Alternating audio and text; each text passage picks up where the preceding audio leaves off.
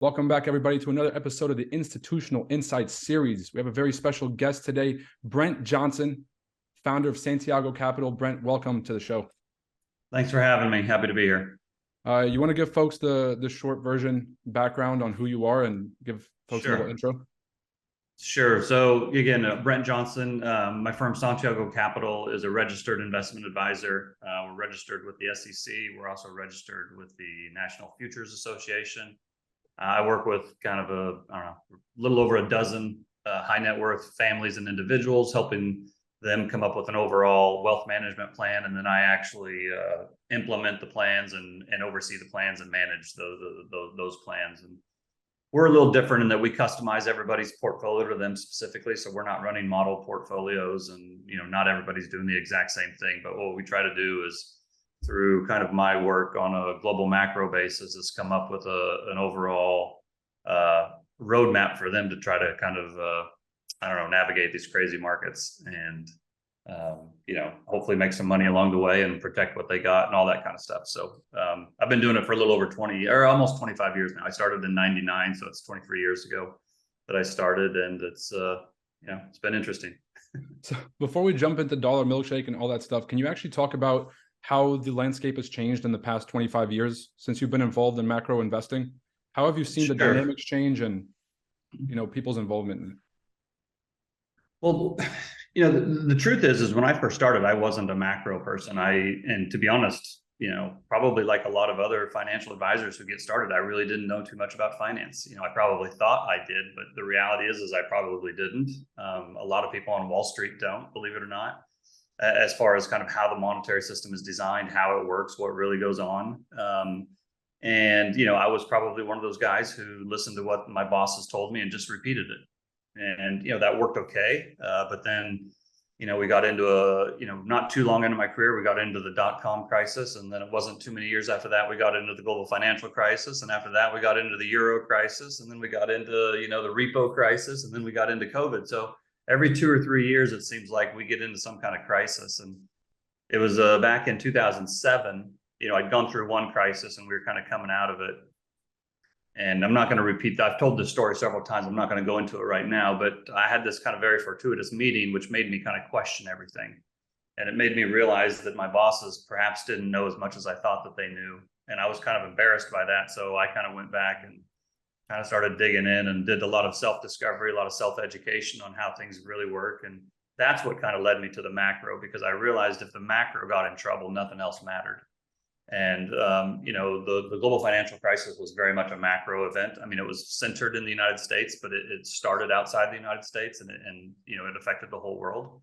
And I think for the last 10 or 15 years, it's kind of been that case as well. It's, we've got into this thing where the whole world is in trouble now. In the first part of my career, if one part of the world was in trouble, another part wasn't. You could reallocate, but now everybody's kind of got the same issues. And so it's for me, I went from kind of a generalist to being more in tune with what's going on in the details, and from a big picture standpoint, how the whole system works. And I think to a certain extent, the public has become more educated on the whole overall system, just because it's been in the news so much over the last 10 years. Whereas probably in the the 80s or 90s, it was more focused on individual companies and individual stocks, and even during the dot-com boom, it was very much individual company specific. But it seems to me, and now with the rise of passive investments, everybody just buys the index rather than buying an individual company. Your 401k is most likely some kind of an age-based plan where you've got a 60-40, and it starts off at 80-20, and as you get older, it moves towards 60-40, and it's kind of indexed. And so that's been a big change in the 23 years I've been doing it. But it's kind of a historic time, I believe. We'll see. When we look back on it 20 years from now, we'll see. But I think that this decade, last decade, and this next decade will be talked about for a very long time. I think you led right into my next question, which was going to be about how this time differs from all those times in the past. So you've had the benefit of hindsight or you've had the benefit of actually being there during the dot-com bubble, the Euro crisis, the great financial crisis. How can you see that this time is different, and how has the system been built around those different crises to get us to where we are today? Well, I always say it's never different this time. Everything that's happened has happened before. Maybe it's just happening on a bigger scale now. I think one of the main differences I see now, and I touched on this a minute ago, is that to a certain extent, everybody's in the same situation now. And this is actually kind of what led to the whole dollar milkshake theory to begin with. Is I was one of the people who, did an analysis on the United States and thought it was in really bad shape. And, I thought my analysis was fundamentally sound, and I still think it is. But the issue is that I didn't do that same analysis on the rest of the world. And when you hold the rest of the world to the same level of scrutiny and light that you hold the United States to, you realize that those other places are in just as much trouble, if not more, than the United States. And because of the way the system is designed, because the US is the most powerful country in the world, because they're the global hegemon, and they kind of are the world's policemen. Whether you like these things or not, whether you think they should be this way or not, they just are, right? The US is the global superpower, and if you think they're a bully, that's fine. If you think they're the white knight, that's fine. And it's probably, the truth is probably somewhere in the middle. But the point is I think a lot of times people will analyze the US and perhaps analyze the US with a critical eye, and they will analyze the US from a point of morality rather than just pure economics. And they'll come to the conclusion that the US just has to fail because all empires fail, and it's run its course, and it's been profligate, and it's spent more money than it could earn, and it's bullied the rest of the world, and therefore it's going to get what's coming to it. And I understand that point of view. I'm actually sympathetic to that point of view. But I think if you hold the rest of the world to that same level of scrutiny, you realize that,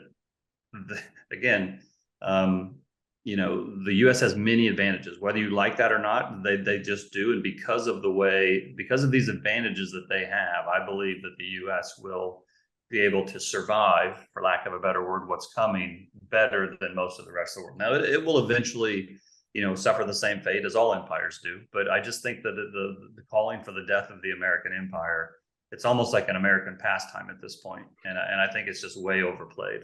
And so that's probably why, the milkshake theory has caught on the way it has, is because I've pushed back so hard against that very popular view that America's best days are behind it. And so anyway, that's kind of a long rambling answer to your question. But no, but just for the folks that don't understand or haven't heard of the dollar milkshake theory, could you give them your quick synopsis of it? Sure. So essentially what the dollar milkshake theory is, it basically says the United States will perform better than the rest of the world on a relative basis in what I think will be a global currency and sovereign debt crisis. I think a lot of people are familiar with how the US has borrowed a lot of money. There's no way we can ever pay it back. And so we're kind of at the end of this debt super cycle, right? And that's true. I think that we are. But the thing is, I think Europe is as well. I think Japan is as well. I think China is as well. Australia, Canada, you just go on and on and on. Again, all these other countries are kind of in the same situation. And I think that I'm one of these people who thinks that debt does matter. Eventually, debt catches up to you, and you can't just borrow forever. And I think when that catches up to the world, again, whether that's tomorrow or next year, I wish I had a perfect way to time it. I don't. But whenever that happens, the milkshake theory is kind of how I think that sovereign debt crisis will play out. And the reason I call it that is since the global financial crisis, the world kind of the world's monetary authorities kind of responded in unison. They provided a lot of stimulus, governments spent money, they provided a lot of bailouts, they did QE, they provided liquidity. And so I say they mixed this big global milkshake. But in today's interconnected world, money can flow all over the place. Money can get printed in the United States and invested in South America, or it can get printed in Japan and invested in Turkey. But what I think will happen, and this, you can actually see that this has happened over the last several years, is global capital has flowed to the United States. If you look at the equity market, even though we've had a bad equity market this year, if you look at the performance of the United States equity markets to the rest of the world over the last 10 years, the US has dramatically outperformed the rest of the world. And so the name came from this movie called There Will Be Blood. And there's this famous scene where an oil executive is negotiating a piece of land with his neighbor, and his neighbor really wants the guy to buy the land. He says, if you buy my land, you can have all the oil underneath it. And eventually the oil baron, he says, I don't really need to buy your land to get your oil. All I have to do is stick a straw down into the ground and I can suck up your oil and I can drink your milkshake. And so that's kind of how I see this playing out. Over the last several years, everybody's kind of done the same thing. They provided all this liquidity. As we get into a global sovereign debt and currency crisis, I think they'll have to do more of that. But I think all of that liquidity that gets injected into the system will eventually find its way into the U.S. dollar, into U.S. markets for several reasons. And so I think the U.S. will drink the rest of the world's milkshake. Again, you don't have to like it. You don't have to think it's fair. In many ways, it's not fair. But I just think that that's what's going to happen. So, to kind of repeat, the dollar milkshake theory is really a framework for how I see a sovereign debt crisis playing out. So essentially, because of the dollar's global reserve status and because of how important it is to global trade settlement and the petrodollar system, all this stuff, no matter how much we print, the demand is always going to outpace the supply. Is that fair to say? Essentially, yeah. So again, whenever you think about currencies, and this is something that people kind of have a hard time with, is that currencies trade relative to each other. So even if they're all horrible, one of them is going to be the best, right? You can say it's the best of the worst, but it's still, one of them is still going to be the best. Think of it like if you're on the playground and you're playing pickup basketball and you got 10 people and you start picking people, right? Even if all 10 players are horrible, one of them is going to be the best player on the court. And that's kind of how I think it is. All fiat currency eventually loses its value. All fiat currency eventually fails. But one of them is going to last longer than the others. And that's how I see the US dollar. And the reason, I think a lot of people, again, will look at the US dollar and they'll say, gosh, this is just destined for hyperinflation. They're going to have to print so much of it, it's just going to lose all its value. Well, that would be true if the rest of the world didn't need the dollar, but the rest of the world does need the dollar. Or at least right now they do. Perhaps someday there will be a replacement for it, but there's so much demand for the dollar outside the United States that we can, quote unquote, kind of get away with this bad actions longer than the rest of the world because of this external demand. Now, a country like Turkey, there's no external demand for Turkish lira. Nobody in South Africa needs Turkish lira. Nobody in Australia needs Turkish lira. I mean, there's probably one or two. There's always an exception, right? But in general, that's not the case. Somebody in Singapore doesn't need Russian rubles. Maybe they could use them, but they don't need them. But the rest of the world needs dollars to operate on the global stage, whether it's for trade, whether it's for funding their markets, whether it's for buying commodities of which they input into their manufacturing. And so, and here's the key. Here's the key to it. And this is really important to understand. A lot of people say, well, if the rest of the world just decided to go use a different currency, then the demand for the dollar would fall and there would be no more demand. And so therefore the value would fall. Well, that would be true if the rest of the world didn't owe so much in US dollars. So everybody knows the US is deeply in debt.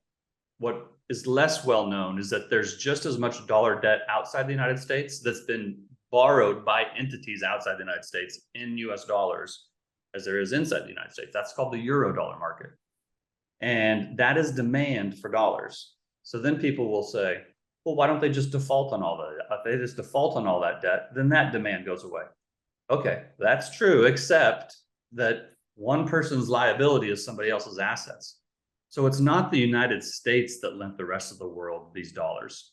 This is the rest of the world making loans to each other in dollars. So it's a French bank loaning dollars to a company in Turkey.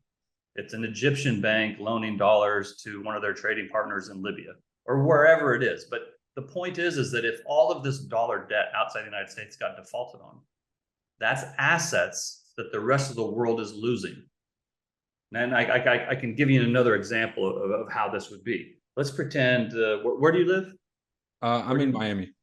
Okay, so you're in Miami. I was just in Miami yesterday. Anyway, let's say you decide to move to Germany, right? You get a great job offer. You're going to move to Germany. So you pack up your stuff, you move to Germany, you land in Berlin, you go rent an apartment, you start your job. And now you remember you have this bank account back in Miami that's got, I don't know, got $1,000 in it. Well, you don't just burn those $1,000. Like it's still even though you're not operating in the US anymore and you don't really need dollars as badly, it's still an asset of yours. So you're not just going to burn that 1,000. You still want that $1,000, right? It's still part of your overall balance sheet.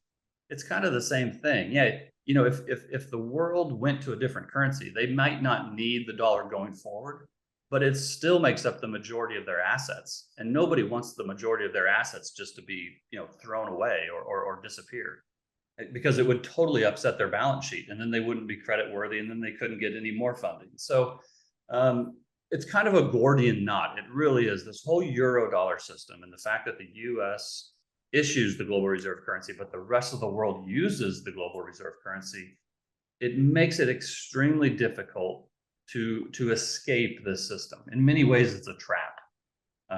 And so I'm not saying it can't happen, but it's very, very unlikely to happen without a lot of chaos. And so that's kind of why there's just so much external demand for the dollar that the US can get away with printing its currency much longer than Japan can do it, or Europe can do it, or China can do it, or whoever can do it. So you mentioned it might take a catastrophe for this to happen, and I've heard you use the musical chairs example, which is as long as the Eurodollar market, as long as the money in circulation continues to flow, then there's stability in that system.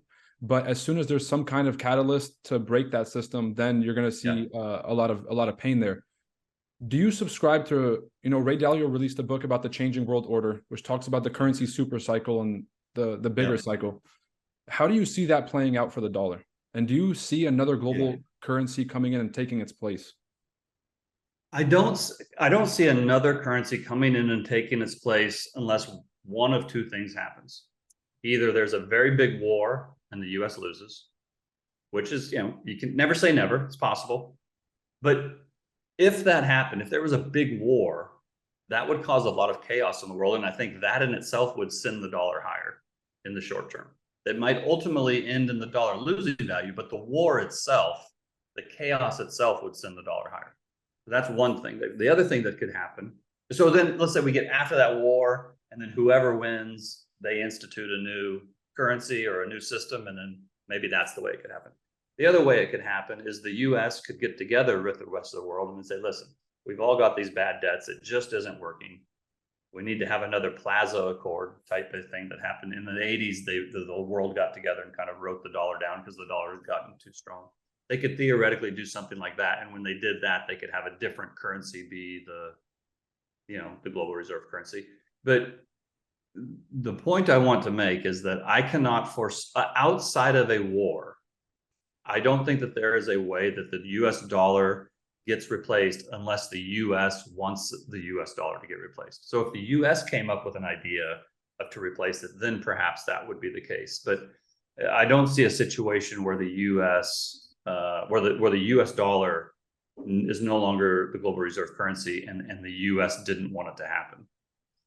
Again, unless they were defeated in a war. So this is something else that's very important to understand. I think a lot of times, especially now with all the imbalances that we have and all the debt that we have, you know, people will say, well, the global reserve currency used to be this excessive privilege, but now it's become this exorbitant burden, right? There's more problems associated with benefits.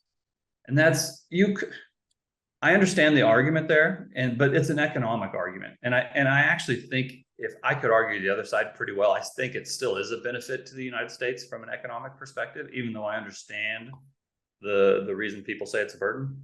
But the thing to remember is that global reserve currencies are really not about economics, or they're not solely about economics. They are about economics, but that's not the only thing they're about. They're really about power. And it's putting together a power structure and a system that enables the global hegemon or the global superpower to remain the global superpower. It's kind of like if you were hired to be the CEO of a new company, you know, and now you're the CEO and you've got to put together a team that's going to run the company. You're going to put the people that you like and that are friends of yours and supporters of you, you're going to put them in positions of power within the company. And the board of directors, you're going to stack the board of directors with people who are supportive of you. And you're going to do that so that you don't get pushed out of power, right? And it's kind of the same thing with the global reserve currency. The US set this system up with its allies after World War II. But it was very clear that the US was driving the bus on this. And they did it because they are now the global superpower. And they set it up in a way that benefits them to the detriment of everybody else. Now, you could argue that it's really not like that way, and it was very altruistic. And there's some truth to that as well. But at the end of the day, you're not going to set it up in a way that does not benefit you, right? If you just won a war, you're not going to hand all that power over to somebody else that lost. And so that's really what global reserve currencies are about. Global reserve currencies are about the imposition of will on the rest of the world. It's the king of the mountain saying, this is the law, and this is the law of the land, and this is the tribute you have to pay. And if you don't pay it, then there's going to be problems, right? And so that sounds kind of immoral, and it sounds kind of mean and like bully tactics, but that's really what it is. This is geopolitical game theory. They have to protect the sovereignty of their country. So I do want to go back and ask you about MMT here in a second, because we've kind of hinted at it, and we kind of hinted about some solutions there. But on this topic of currency being power for a country, what do you make of Japan's situation, where they have the bond crisis, and they also have a currency crisis, and they have to save one or the other? How do you feel about the decision? Not how do you feel about it, but what do you think about the decision to risk the currency for the bond market and the effect that has on their ability to be a global superpower or a global power? Well, I think Japan is in a lot of trouble, perhaps more trouble than anybody. They have borrowed an incredible amount of money. They've got, bad debts all throughout their banking system. And, the bad news for Japan is that they actually went to negative interest rates. And negative interest rates, whatever you think of the Fed and all the bad decisions they've made, at least give them credit for not going to negative interest rates, because negative interest rates are a trap from which you can never leave. And I'll explain why. So when a government issues bonds, then all the institutions, the banks, the insurance companies, the endowments, they go and they buy those treasury bonds. So in this case, they're buying Japanese treasury bonds. Well, when Japan went to negative rates, all those institutions still bought Japanese treasury bonds. And so they've got all of these bonds that are on their books, on their balance sheet. They were issued when interest rates were either zero or negative. Well, now that interest rates go up even a little bit, so earlier this year, interest rates went up 25 basis points in Japan. But that when interest rates go up, bond prices fall. So the balance sheets of all these banks, institutions, insurance companies, hedge funds, all of a sudden, the balance sheets became impaired. And it became an issue for the entire banking system in Japan. And so what they had to do is they had to print more yen to buy the bonds to keep interest rates low. But every time they do that, they put more yen into the system. So then the yen starts to fall. And so then the yen has fallen so much, then they had to come in and they had to support the yen. So now they're supporting both, but you can support both for a short period of time, but you cannot support both forever. And so every country in history always says we will not sacrifice the currency, but they all end up doing it because they ultimately have to. Because if they choose to save the currency, then that means the banks fail and you're going to have a banking system crisis. And the problem, it's not just that people lose money and that the economy slows down in a banking system crisis, but that's how governments get money. Governments issue bonds and the banks buy them. So, even if you or I participated, we're doing it via a bank. So without the banks, the governments can't get funding, right? And so that's why not only do they have to do it to keep the economy from crashing, but they need to do it in order so that they can keep getting money. If they let the banks fail, there's no more way for the government to get money. So that's part. So with regards to Japan, I think that they are ultimately going to have to sacrifice the yen. I think the yen is going to fall a lot more than, it had a bad year this year. It was down like 20% this year. I think it'll be down even more in 2023. And ultimately, I think it's going to go down a lot more than it's gone down just this year. So, and that this is kind of a consequence of the milkshake theory, right? And this is my point is, even though the US is in trouble, and even though these things could happen one day to the United States, they're happening right now today already in places like Japan and England and Europe. Can you touch That was a really good explanation, by the way. Actually, since we're on this topic, since you're mentioning negative interest rates and the effect on a country, how do you compare Europe's situation to Japan's situation? Oh, it's very similar, but it's very tough. I mean, I think Japan's probably in a little bit bigger problem, but what makes it more detrimental for Europe is that at least in Japan, it's one country, one government, and it's a very homogenous society. Everybody's similar, right? And so, there's not a huge foreign population living in Japan, right? Everybody's very much the same, which makes, when there's a problem, it makes it harder to point at the minority group because there's really not a minority group, right? But in Europe, you've got the same dynamics. They've all borrowed too much money. The revenue's too low. They did it when interest rates were negative.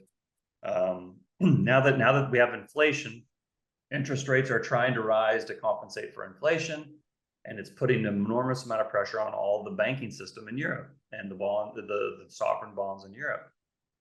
But what happens there is you've got one central bank, European Central Bank, but you've got, what is it? I don't even know, 30 countries that are part of the EU now, trying to get everybody to agree how to do it.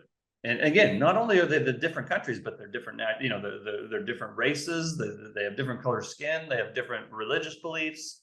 It's much harder to get to marshal resources and get everybody to agree. And so that's ultimately why I think the euro will fail. Whereas the yen may last, the yen may lose more value, but the yen will still be around. Whereas I think the euro itself could fail because I think the individual countries could leave the euro and go back to their individual country currencies. I mean, it's really a mess. It just really is. There's really no other way to say it. Again, all of these things that people are worried about one day happening to the dollar are already happening today in Europe. And I know we're running a little bit short on time. So speaking of a mess, could you kind of explain Triffin's dilemma and how this plays into this dynamic? Sure. So this is all really part of the same thing. So Triffin's dilemma, it's a term coined by an economist back in the 60s named Robert Triffin, who was basically analyzing the Bretton Woods system that was set up after World War II. And he basically said, if you have an individual country whose domestic currency is also used as the global reserve currency, that you will eventually get into a situation where the needs of the domestic economy come into conflict with the needs of the global economy. And that's kind of right what we have right now. Again, when the whole world was kind of responding to COVID in the same way, when the whole world was responding to the global financial crisis in the same way, everybody's kind of doing the same policy, monetary policy. In other words, everybody was easing. It wasn't a big issue because policies are aligned. But now, after COVID, we've had these huge inflationary pressures. And in order to fight the inflationary pressures, the Fed has had to raise interest rates. Now, there are some other countries around the world that are raising interest rates, but there are many that are trailing. Japan is not raising interest rates. Europe has raised a few times, but nowhere near as much as the US. China is still easing. They're not raising interest rates, but the US is. And so what's happening is as the Fed raises interest rates, they're decreasing liquidity. The reason they're raising interest rates is they want to decrease the amount of liquidity, make dollars harder to get. If dollars are harder to get, then the economy can't grow as fast. And if the economy can't grow as fast, then prices will fall. So the Fed is purposefully trying to slow the economy down in order to get inflation down, because that's what the US economy needs. But that is not what China needs. That is not what Japan needs. That's not what Europe needs. Europe still needs dollars. Japan still needs dollars. China needs dollars. Turkey needs dollars. And the fact that the dollars are not as free and forthcoming makes it hard. So that is Triffin's dilemma. The US needs to soak up dollars. The rest of the world needs more dollars. So we've kind of driven right into the heart of Triffin's dilemma. And the way I kind of describe it is, not only have the whole world kicked the can down the road with fiscal policies and debt policies, we've kicked problems down the road socially. We've kicked policies down the road from an energy perspective. We've kicked policies down the road from a food perspective. We've kicked policies down the road from a geopolitical and military perspective. But now we're coming up on this intersection. and it's an intersection with like 8 roads that are intersecting, and there's a pile of cans a mile high in the middle of this intersection. And there's really no way to get through that intersection without blowing up all the cans. And I just think that's kind of where we're at. And I just personally don't think that our monetary authorities are up for the challenge of solving this. And so that's why I think there's going to be a crisis. Yeah, I like how you joke about, and obviously this is a serious matter, but I like how you joke about this is not Triffin's problem, it's Triffin's dilemma. And that's definitely right, because it shows that there is no right answer for this, and it's just a lesser of two evils. So what might a currency collapse look like in today's environment? Because I know we're about to wrap up here. What might a currency collapse look like in today's environment, and where do central bank digital currencies play into that? Well, so you got to understand that currencies are the biggest tool that governments have to control their populations. Think about it. If they can control your money, they can control you, right? If you have to pay a higher amount of taxes, you have to go work more in order to get enough money to pay the taxes. Or if they, vice versa, if they send you a check, that means that it's easier for you to go pay your bills or go on that vacation or buy that refrigerator. So they can use money to influence behavior. But a central bank digital currency makes it even easier, because now they can like just send it to you, but they can also just make it disappear. Or they can send it to you and say, you can use this, but it has to be used in the next 30 days and then it's going to expire. Or you can use this, but you can only use it for this type of groceries or a car or whatever it is. So it's just whereas if you have a dollar bill or cash, you can just they can't control how you use it. So a central bank digital currency would essentially give governments more control. And I think that's why they're being rolled out now, because as we get into these sovereign debt crises, governments are going to have to control the monetary system. They're going to have to control behavior, and they're going to have to control where money gets spent and how it gets spent and how quickly it gets spent. And so it's all kind of related. I think a central bank digital currency will be another way for them to help kind of control and hopefully solve the crisis. But again, this is really a central bank digital currency may be good from a government's perspective. It's really bad from a citizen's perspective, because they're taking control out of our hands and giving it to them. And we already know they've already got us into the mess, right? So we don't really need them to try to get us out of it. So I think it's all kind of related. And again, if I had more faith in their ability, I might be more inclined to be a fan of it. But I just, again, asking the people that got us into the mess to get us out of it, I think is the wrong strategy. So it is what it is, though. There's nothing I can do about it. I just have to react to it. For sure. So if there is like a Plaza Accord 2, which you mentioned, you kind of alluded to earlier, does that mean that central bank digital currencies will be the topic of discussion? Or do you think that there's another solution of like a global currency, something that could be a little bit more inclusive? What does that look like? Well, again, I think it's important to remember here, if let's pretend that I don't know, if anybody out there is an advocate for gold and you make a list of all the reasons why gold would be good money, or if you're an advocate for Bitcoin and you make a reason of all the reasons that Bitcoin would be a better form of money, you now have a list of all the reasons governments hate it, because what's good for you is bad for the government. What's bad for the government is good for you. Unfortunately for us, the governments are the one instituting the policies, right? So is it possible that they could come up with another system that wasn't a central bank digital currency? Sure. They could try to just do the same thing again that they've already done.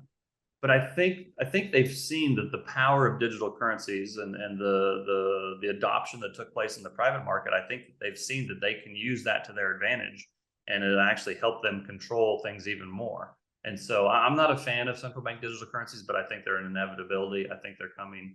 I would be surprised if the next global reserve currency was not digital in some form or another. But, again, I think that's still a ways off.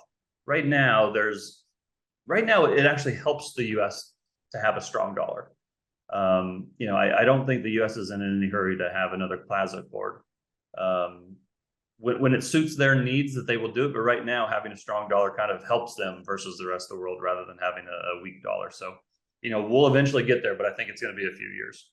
All right, perfect. I want to be respectful of your time, so I appreciate you stopping by today. If I can get your opinion on the FTX situation before you head out, because I know you have a hard stop here in a few minutes. Yeah, it's funny. I had this exchange with the SBF over Twitter about a year and a half ago, and I just didn't at the time. I kind of thought he was, full of crap, for lack of a better word. And so unfortunately, I'm not surprised that it happened. I think there's a lot of fraud going on in the crypto industry, unfortunately, and I think a lot of that needs to get cleared out before it can really start growing again. Ladies and gentlemen, Brent Johnson. Where can they find you, Brent, if you want to give yourself a shout out? So I have a website that just has my contact information. If you go to santiagocapital.com, I'm pretty active on Twitter. You can look up Santiago Capital, or Santiago AU Fund is the handle. If you go to YouTube and type in Santiago Capital or Dollar Milkshake Theory, you get a number of interviews like this. So I appreciate you having me on, and happy to come back at some point. Appreciate your time, Brent. Thanks so much.